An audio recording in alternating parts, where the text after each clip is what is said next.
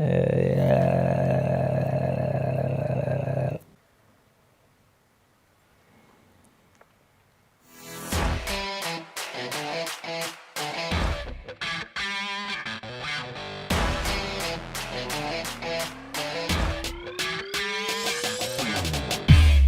à tous, bienvenue sur The Man Cave. Aujourd'hui, Thomas m'a invité à déguster des petits whiskies avec des vieillissements spécifiques. Assez originaux, ouais, pour ce soir. Du coup, là, on va déguster la distillerie Teeling. C'est une distillerie irlandaise qui est à Dublin et c'est la première depuis 125 ans à rouvrir dans la capitale irlandaise. Et du coup, Teeling, ce qui est sympa, c'est qu'ils testent des finishes assez différents. Donc, il y a eu du rhum, il y a eu de la bière brune, de la stout, il y a eu du chardonnay, il y a eu l'édition vin rouge qu'on va goûter et édition Pedro Jiménez qu'on goûtera juste après. Et ça tombe bien parce que j'ai vraiment goûté aucun finish de whisky. J'ai pas l'habitude de déguster des whiskies. Donc là, on va pouvoir tester des trucs vraiment originaux. Teeling, c'est avant tout une histoire de famille. À la base, c'est le père qui avait créé une distillerie, et puis les deux enfants, les deux frères, ont décidé de reprendre l'affaire familiale et ont changé le nom pour s'appeler Teeling, leur nom de famille, et donc ouvrir fin 2014 leur distillerie en proposant une gamme qui va du blend au single malt, en passant donc par des éditions limitées comme les deux qu'on a devant nous, à des petits finishes un peu originaux. On va donc commencer par déguster la finish vin rouge, si ça te tente. Bah complètement. Du coup, celle-là, c'est la deuxième édition. Avant, c'était version chardonnay qui était limitée à 300 bouteilles, un embouteillage vraiment exclusif au comptoir irlandais, pour ne pas les citer. Donc là, ils reviennent avec une version sommelier édition. Donc c'est la première de la gamme, une gamme qui sortira normalement tous les ans avec un test dans un vin différent à chaque fois. Donc il pourra très bien y avoir du vin rouge, du vin blanc, du rosé. On ne sait pas encore ce que l'avenir nous réserve. Là, en tout cas, ils ont choisi de prendre des fûts de Château Margaux, une appellation d'origine contrôlée française dans la région du Bordelais. Un vin rouge bien expressif, pas facile à trouver. Donc là, pour le coup, on n'en a pas aujourd'hui parce que les bouteilles vont entre 30 et 200-300 € la bouteille. Donc j'ai pas pu forcément investir. Donc on vous encourage à aller sur Utip et Tipeee pour nous donner de l'argent pour qu'on achète des bouteilles un peu sympas. Ouais, finalement, ouvrir une bouteille de vin, ça se périme vite, enfin ça s'évapore très vite, alors qu'une bouteille de whisky, tu peux la déguster. Les fans de whisky disent qu'en général, tu peux garder entre 12 et 18 mois une bouteille de whisky, et il faut qu'il y ait à peu près 2/3 de la bouteille toujours remplie. Si c'est en dessous, ça s'oxyde, et du coup, on te conseille de la transvaser dans une bouteille plus petite pour qu'il y ait moins de contact avec l'air. En général, il faut transvaser dans des petites bouteilles, s'il vous en reste, n'hésitez pas à le faire. Belle astuce. Et donc aujourd'hui, on va tester celui-ci. Donc il y a des blends et des single malt. La base, c'est un whisky vieilli en fût de rhum du Nicaragua, plus 18 mois dans un fût de vin rouge. C'est un NAS, ça veut dire que c'est un non-age statement. Il n'y a pas écrit le nombre d'années qu'a vieilli le jus, au contraire de celui-là qui a 14 ans. Celui-là, si c'est pas écrit, par contre, ouais, en effet, c'est 4 ans minimum. On goûte ? Bien sûr, c'est parti. Avec plaisir. Du coup, c'est ce qu'on disait avec Alex. Moi, j'en bois quand même assez souvent du whisky, donc je trouve des choses peut-être un peu différentes d'Alex. L'idée, c'est pas que je lui dise ce à quoi c'est censé avoir goût, c'est qu'il vous dise exactement ce que lui trouve là-dedans. Ma spontanéité, moi je suis complètement novice. S'il trouve du citron et moi du pétrole, ça peut pas dire que j'ai raison ou que lui a raison. Les deux peuvent avoir raison. Après, chacun trouve ce qu'il veut. Il n'y a pas de mauvais goûteur. Le but, c'est que ça te plaise. Un historique du palais. Est-ce que ton palais se rappelle de tout ce que tu as goûté et arrive à faire des comparaisons? Il y a vachement d'influence sur la bouteille. Déjà, tu sais que c'est vieilli en fût de vin rouge, donc je pense que ton cerveau va essayer de trouver des choses un peu raisin, un peu fruits rouges et tout. Plus c'est ça. Couleur whisky. En fait, je pense que si tu fais une dégustation à l'aveugle, vraiment avec une bouteille sous un mouchoir, un machin, quand même reconnaître. Je pense que tu peux retrouver des choses, mais tu ne retrouveras pas exactement les mêmes choses qu'en le voyant, en lisant l'étiquette et tout. Très beau verre. Très beau verre, merci. Donc le verre Glencairn, le verre officiel. Alors en fait, dans la dégustation d'un whisky, c'est en 3 étapes. C'est juste on regarde la couleur, après on le sent et après on le goûte. Et donc déjà à la couleur, je ne sais pas si on voit bien à l'écran, on vous fera un petit zoom. En tout cas, il est un petit peu rosé en fait. Il n'est pas complètement orange, c'est subtil. Hein. Ouais, c'est très subtil. Hein. C'est très subtil. C'est pas rouge rubis non plus, mais il y a des petits reflets. C'est moins, c'est un peu plus rouge que d'autres trucs. Okay. Par exemple, si tu prends ça, normalement, si tu les mets à la lumière, oui, d'accord. C'est un peu plus rouge. Okay. Je sais pas si ça passera à la caméra, mais en tout cas, je vois ce que tu à l'œil nu, il y a un petit truc quoi. Par contre, l'odeur. Tu sens qu'il y a beaucoup plus de parfum que sur un whisky standard. Ouais. De premier prix. Après, les whiskies standards ont très souvent des finishes. C'est souvent soit en fût de sherry, ça donne des côtés un peu fruits rouges, un peu sucrés, un peu tarte, dessert, machin. Soit bourbon, c'est très vanillé, épicé. Là, c'est un truc un peu différent, mais il a été vieilli en rhum avant, donc on va peut-être retrouver des trucs un peu épicés. Voilà, c'est ça, exactement, épicé. On sera plus sur le côté bourbon que sherry, je pense, mais c'est normalement un mix un peu des deux, quoi. Super doux. Alors. C'est très très doux, ouais. Ne dis rien. Vas-y. Je vais regoûter. Déjà au nez, attends, dis-moi, tu m'as pas dit. C'est épicé, un peu comme du rhum. Au nez, tu trouves, ouais? Il y a beaucoup plus de parfum au nez C'est que plus un riche. whisky premier prix. Mhm. Plus riche, ouais. Tu sens qu'il y a beaucoup plus de choses. Je ne saurais pas tout différencier. Je veux pas dire de bêtises, mais je crois que la bouteille est aux alentours de 60-65 euros. On n'est pas sur un whisky bas de gamme, on n'est pas non plus sur un truc très haut de gamme, mais Les papilles qui s'affolent sur les côtés. moi au nez, je trouve que ça sent vachement le vin. Je pense qu'à l'aveugle, je trouverais qu'il y a un côté un peu vineux, un peu tannique au whisky. Tannique, oui, complètement. C'est... Mais en arrière-goût, le tannique. Ah ouais? Même à l'odeur, je trouve déjà. Tu vois, comme un vin charpenté. Ouais, un vin Tu muté, ouais. vois, tu sens qu'il y a un vieillissement en fût de chêne. Ouais. Alors c'est pas la première fois que je le goûte, je l'ai déjà ouvert un peu tout seul avant la vidéo. Je l'avais laissé aérer un petit peu plus, genre un petit quart d'heure, 20 minutes, Ouais, et il sentait vachement plus le bouchon de liège de vin rouge. Quand vous ouvrez une bouteille de vin rouge et que vous sentez un peu le bouchon, je trouve que ce whisky sent un peu ça. C'est tellement subtil les différences. Et puis là, j'ai rien pour comparer d'autres. Après on va boire l'autre, tu verras, tu auras vachement la différence, on pourra goûter les deux en même temps. Tu avoir verras. les deux verres en même temps, ouais. Ah oui, si tu veux, pour sentir déjà. Ouais, pour comparer. Bien sûr.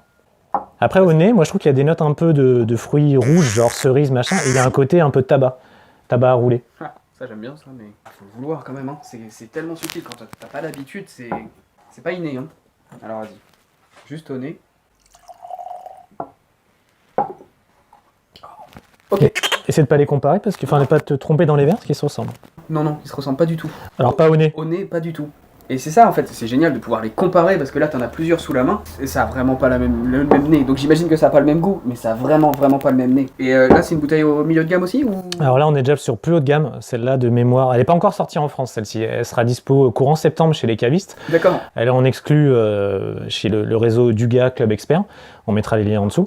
Et du coup elle est plutôt aux alentours de 120, celle-ci. Ah oui ok d'accord, Ah. quasiment le double. Ouais, alors par contre, elle c'est une NAS, donc il n'y a pas d'âge, celle-ci c'est une 14 ans, ça veut dire que l'alcool qui est dedans a au moins 14 ans. C'est finish dans des fûts de Pedro Ximénez, qu'on goûtera après, mais voilà, c'est un alcool un peu différent, et il y a plus de recherche, on va dire, sur celui-là. Exactement. Mais Si ouais, ça vous intéresse d'avoir vraiment un avis un peu plus détaillé sur le whisky, je vous mettrai le lien de mon post Instagram que j'ai fait avec vraiment toute l'analyse un peu détaillée et celle d'un pote qui a trouvé un peu les mêmes choses que moi, un peu de tabac, un peu de cerise, un côté un peu figue, qui est un peu tannique, un peu vin, c'est assez sympa. c'est une bonne bouteille pour s'initier au whisky, quoi. Si tu apprécies le vin.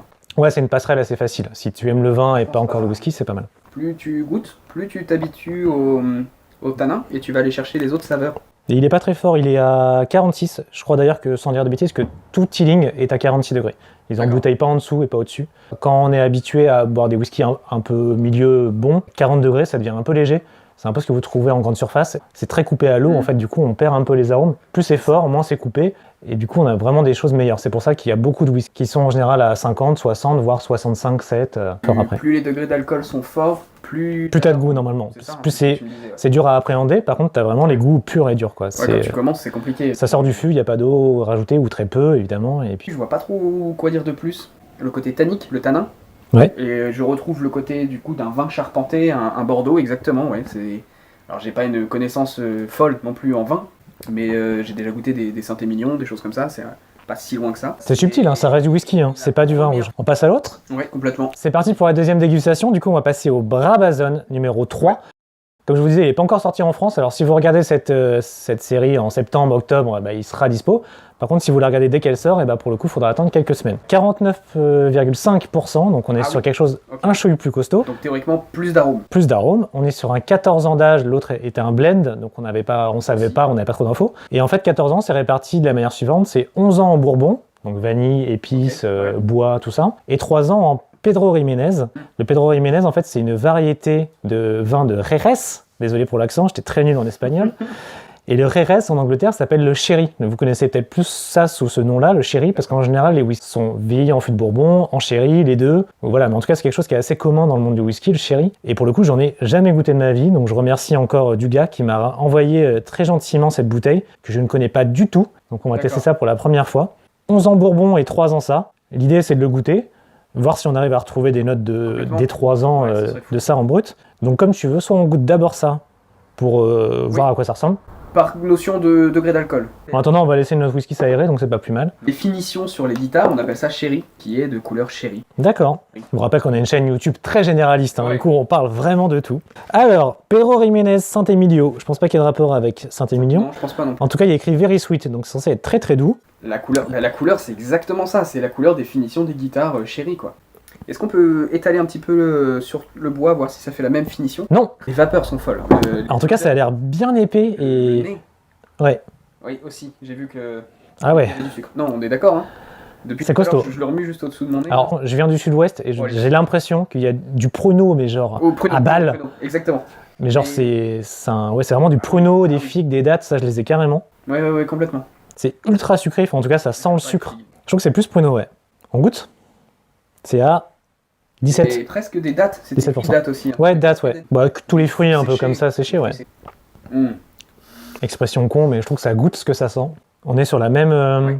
J'ai la même impression Oui. de pruneau à mort. Faudra goûter une liqueur de pruneau pour voir la différence, mais Je pense que je préfère ça. Ouais, je pense aussi que ça doit être Alors, plus subtil. Là, j'ai le raisin sec qui vient. Ouais, un peu derrière. Ça C'est qui plus vient raisin après. sec, là, t'as raison. Genre les petits raisins qu'il y a dans le cocktail, les trucs que Exactement. personne ne mange. Ah si, j'adore ça. Je les mange pas, moi. Ah, c'est fou. Ça me rappelle d'autres vins que j'avais goûté dans le même type, donc des vins renforcés, c'est comme ça que tu les appelles? Muté ou fortifié. Mutés, fortifiés. En tout cas, ça se boit tout seul. Hein. C'est ultra sucré. À côté du degré d'alcool, il devrait mettre le degré de sucre. Le pourcentage de sucre. Je pense que dans la composition, il y en a beaucoup. On dirait vraiment un Porto, je trouve. Oui. Ça fait un peu même délire que les Porto. Et j'ai que le raisin maintenant. J'ai plus du tout le pruneau. Ouais, mais le pruneau, il est que au nez, et au final, t'as le raisin derrière. Marrant. Ça me rappelle un autre vin, le Tokai. Je t'en ramènerai une bouteille, j'en ai une à la maison. Ah ouais, je connais pas du tout. Oh là là. Donc, j'ai Si vous envie de connaissez le finir. Tokai, dites-le nous. Alors par contre, ça donne très très soif. Hein. Ouais, bah t'inquiète pas, il y a largement de quoi faire derrière. On va essayer de passer au whisky derrière. Il a 14 ans d'âge, il a fait 11 ans dans du Bourbon, donc on devrait essayer d'y trouver des notes un peu vanillées, un peu boisées, épicées, tout ça. Et 3 ans dans ce qu'on vient de boire. 3 ans là-dedans. 3 ans là-dedans, donc. Alors, par On contre, est censé retrouver un petit dans, peu de dans le raisin, fût qui a contenu, hein, pas Ouais, dans le jus directement, merde. donc ce sera beaucoup plus subtil. Donc 49 degrés 5. retrouver un petit peu. En général, on apprend plein de choses sur un whisky en lisant l'étiquette, mais alors là, pour le coup, c'est un single malt. Déjà, on n'est plus sur un blend, donc on devrait être sur quelque chose de plus pur, on va dire. Vraiment des ingrédients francs, des notes tranchées, des trucs comme ça. Et voilà, un vieillissement de 3 ans dans ce qu'on vient de boire. Je retrouve le fruit séché au nez. Alors déjà, vision, Très lointain. à la vision, tu vois, il est orange, vachement plus orange que l'autre qui avait des notes un peu cuivrées. Attends, là l'autre. Souci. Non, Oui, ça la se voit source pas. de lumière est par là. Hein. Non, ça se voit pas trop en fait, t'as raison. Alors autant quand tu le sers, t'as l'impression qu'il est un peu rosé, et quand tu le compares, il est un peu plus clair limite que le Il est plus deuxième. clair, on Un est peu plus d'accord, clair, ouais. ouais. Et je l'avais bu vraiment à la lumière du jour la dernière fois, et il y avait vraiment des petits côtés un peu cuivrés. Une fois de plus, hein, il a vraiment pas le même nez que le premier. Et tu vois, je trouve qu'on sent vachement plus le vin rouge quand tu compares avec l'autre. Oui. Je trouve, Ouais, après ouais, c'est mon avis, mais... Complètement. Et là, je retrouve le côté sucré du Ouais. fruit séché. Mais c'est fou d'arriver à trouver ces subtilités dans un truc mélangé dans tous les sens, quoi. C'est ça. Enfin, il a 14 ans, il a vieilli dans un fût, Puis dans un autre. puis dans un autre, et t'arrives à retrouver des notes. Je vous remettrai la note Instagram que j'ai fait et celle de mon pote aussi qui l'a fait aussi. Et pour le coup, on était tous les deux d'accord, sans se concerter du tout. On l'a fait vraiment à part et on a trouvé exactement les mêmes notes. Alors je te les dis pas pour pas t'influencer. Un petit goût fumé. Ah ouais? Alors c'est bizarre, parce que Normalement, il y en a pas trop. normalement, il n'y en a pas. Moi, c'est le premier ressenti. Un petit fumé, vraiment, vraiment petit. Je sais que t'en as une autre, une bouteille de Smokehead. Ouais. Tu m'en as parlé, on l'a pas encore goûté. Ah, il y a le doc avec. Il y a le doc avec, ouais. Eh mais c'est le paradis ici. Faut Après. goûter un petit peu parce que j'ai pas réussi à trouver autre chose que le fumé. Tu me dis quand je peux y aller. Hein. Quand tu peux donner ton avis. C'est ça. Alors il est bien plus parfumé je trouve que le premier, Ouais. au nez. Au goût j'ai toujours ce fumé directement, je sais pas pourquoi. C'est le premier truc qui trouve. Après j'ai jamais goûté de whisky fumé. J'ai goûté des tourbés, mais pas de fumée. Ouais. Donc en fait j'ai un fumé mais on peut pas dire que c'est comparable à d'autres whisky fumés. Hein. Et puis c'est mon avis. On sort toutes les bouteilles de la cave. Mais... je vais te faire sentir un vrai fumé. Ça, c'est un fumé bourbon. Du coup, il est fumé, mais c'est doux. Ça, c'est tourbé, fumé, iodé. C'est. Bon, au nez, je retrouve les fruits secs. Au Ouais. goût, j'ai le doux fumé au départ. Je sens l'alcool plus fort que le premier. Ouais, il y a 3 degrés de plus, ouais. Mais ça se sent vite fait. Non, mais à ce niveau-là, C'est ça au commence niveau des à. arômes ou pas, je sais pas. C'est vraiment au niveau le goût de l'alcool, tu le sens un petit peu plus. À toi. Le goût. Alors, je trouve qu'on sent le raisin, t'as raison là-dessus. Le Je sang, trouve, ouais. je trouve juste par contre qu'il est moins sec. Autant sur l'autre, on avait les. Enfin, sur le sherry, pardon, on avait les fruits secs, les dattes, les Oui, prunes, d'accord. les pruneaux, les machins. Les figues et tout ça. Autant là, ça fait plus raisin pas séché, de vraies grappes de raisin, tu vois. D'accord. Je trouve. C'est Ok. un peu plus frais. Bah, c'est le côté sucré, moi, qui me rappelle le fruit séché. Ouais. En tout cas, voilà, raisin, pour le coup, on y est, Ça, parce que d'accord. l'autre avait le goût, celui-là aussi. Ouais. Il a passé 3 ans dans le tonneau, il arrive à avoir ce. Ouais, ça marque, c'est une influence, quoi. Après, le côté fumé, alors, clairement pas. Ah ouais. Ok. Normalement, il n'y en a pas une seule trace. Il n'y a pas une trace de fumée dans ce J'ai whisky. jamais goûté un whisky fumé. Mais si tu trouves que c'est fumé, je te ferai goûter des trucs fumés, tu verras la différence. C'est Voilà. vraiment fumé. Ok. Là, pour le coup, il n'y en a pas, mais encore que si tu en trouves, peut-être qu'il y a eu un mode de séchage Peut-être qu'il y a quelque à un chose. moment donné, ils ont brûlé peut-être un peu plus le truc. Et je l'ai fait goûter à d'autres personnes, ce que je vous disais au début en intro. On est tous unanimes là-dessus, à part Alex, qui a un côté très tarte tatin. Alors, j'ai vraiment l'impression en sentant et en buvant ça que ça a un côté un peu pomme, un peu vanille, avec une boule à la vanille dessus, un côté un peu trop cuit, un peu de caramel, un truc comme ça. C'est très... Caramel. Et le caramel, je pense que tu as les épices. Est-ce que c'est pas ça ce que je Ce que ressens tu au dis, début ce que tu dis un peu fumé et tout, je pense que c'est un côté un peu caramel, un peu sucre cuit C'est ça, c'est ce que j'allais dire. qui fait ce truc-là. Une tarte tatin, quoi. Vraiment des pommes avec tout. On va pas avoir la même recette de la tarte tatin. Je suis normand d'adoption. C'est ça le problème. Retrouve-tu un peu le goût du flageolet. Belle expérience d'avoir goûté tout ça, d'avoir pu faire la différence entre deux whiskies. Moi, c'est, je répète, la première fois que j'ai l'occasion de goûter deux whiskies. Ça sera pas la dernière, parce que là pour le coup, on tape dans des choses relativement faciles à goûter.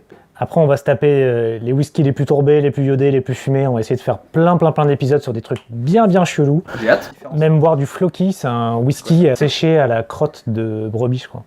En fait, ils prennent pas de la tourbe, ils prennent de la merde. C'est très particulier comme goût. Il paraît que c'est très chelou. On essaiera aussi de vous faire découvrir des whiskies un peu étranges, genre des collaborations entre des whiskies et des groupes de musique. Il y a un whisky Slipknot, il y a un whisky Scorpion. Il y a plein de trucs qui ont été faits. Je sais que nous, c'est un domaine qui nous intéresse beaucoup. Donc, on va essayer de vous faire des petits featuring entre alcool, musique, tout ça. En tout cas, voilà, si vous voulez retrouver ces 3 bouteilles, elles sont dispo dans le club du gars expert. On vous mettra le lien juste en dessous. Je les remercie encore de m'avoir envoyé les bouteilles parce que c'est vraiment des choses super, les 3 d'ailleurs. Elles seront bientôt dispo. Alors celle-là, elle est déjà.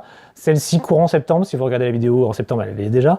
Chez tous vos cavistes qui sont partenaires du club, c'est-à-dire un bon gros paquet. Et au comptoir irlandais, au VNB, enfin toutes les enseignes que vous connaissez. Si vous voulez qu'on goûte des choses un peu transverses, des choses un peu différentes, n'hésitez pas à nous soutenir sur tous les réseaux, sur Utip et sur Tipeee. Juste en regardant une petite pub, vous pouvez nous aider à acheter ce genre de bouteilles parce que pour le coup, comme on fait des dégustations d'alcool, on n'est pas du tout monétisé sur YouTube. On gagne vraiment pas d'argent là-dessus. Si vous voulez nous soutenir et nous aider à boire plus et mieux, partagez la vidéo, voilà. Lâchez un commentaire, mettez un petit pouce bleu. Et puis parlez-en autour de vous. C'est ça, et puis si vous avez un petit instant, n'hésitez pas à nous suivre sur nos réseaux Instagram. Alors, on est super actifs là-dessus, le monsieur fait pousser pas mal de choses entre du houblon, du tabac, plein de trucs, et il parle un peu mécanique. Et moi du coup je parle whisky, bière, et puis quelques autres choses à boire un peu différentes. La outro la plus longue du monde. C'est ça, on n'est pas obligé de tout garder. Allez, ciao, bisous. A plus, ciao.